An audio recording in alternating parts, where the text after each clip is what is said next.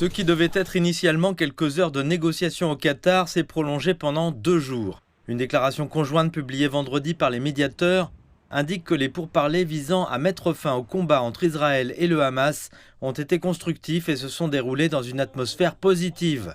Cependant, comme lors des cycles précédents, aucun accord n'a été conclu.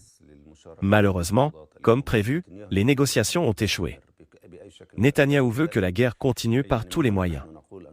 C'est pourquoi nous avons exhorté le Hamas à ne manquer aucune occasion de parvenir à un cessez-le-feu. Netanyahou, en tant que chef du gouvernement israélien, est le principal obstacle à ces pourparlers.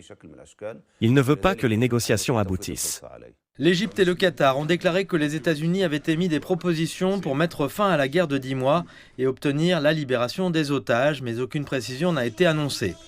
Le groupe de résistance armée palestinien n'a pas participé aux discussions, insistant sur le fait qu'il ne négocierait pas de nouvelles exigences israéliennes, mais qu'il préférerait qu'un projet d'accord antérieur soit mis en œuvre.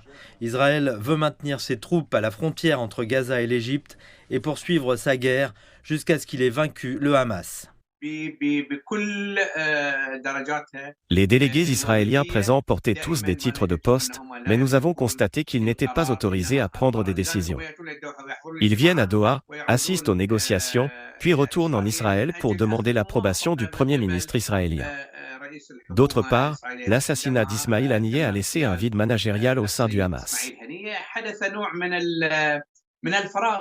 Des équipes techniques des États-Unis, d'Égypte, du Qatar et d'Israël continueront à travailler à la conclusion d'un accord avant qu'un nouveau cycle de négociations ne se tienne au Caire la semaine prochaine.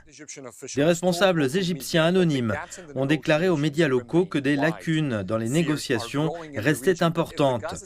Une crainte grandit dans la région que l'échec des négociations sur le cessez-le-feu à Gaza ne déclenche une guerre plus large qui inclurait le Liban et l'Iran.